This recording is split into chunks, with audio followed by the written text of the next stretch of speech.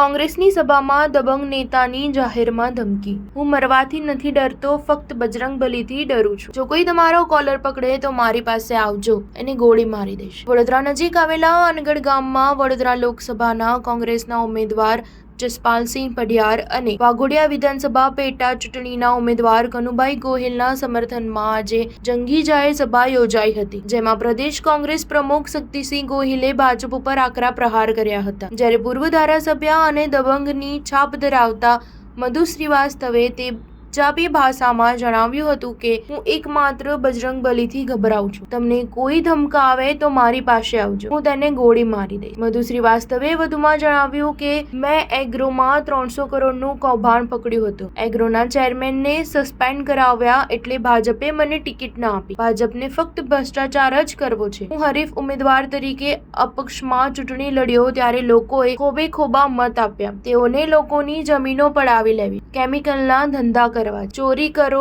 ડકેતી કરો, ભાજપના વોશિંગ મશીનમાં જાઓ ને સ્વચ્છ થઈ જાઓ। પરંતુ હવે ગામડાઓએ ગોહિલવાડી કરવી પડશે। બધા એક થઈ જાઓ, વાઘોડિયાથી હું વોટ અપાવીશ। અનગઢ ગામમાં યોજાયેલી જાહેર સભામાં વડોદરા લોકસભાના ઉમેદવાર જસપાલસિંહ પઢિયાર અને વાઘોડિયા વિધાનસભા પેટા ચૂંટણીના ઉમેદવાર કનુભાઈ ગોહિલે પણ ભાજપ ઉપર આકરા પ્રહાર કર્યા હતા। તેઓએ પ્રચાર દરમિયાન મતદારોનું સમર્થન મળ્યું રહ્યું હોવાનો દાવો કર્યો હતો। આજની સભામાં આસપાસના ગામના લોકો મોટી સંખ્યામાં ઉમટી પડ્યા હતા। સ્ટાર ન્યૂઝ 7 હંમેશા સચ્ચાઈની સાથે।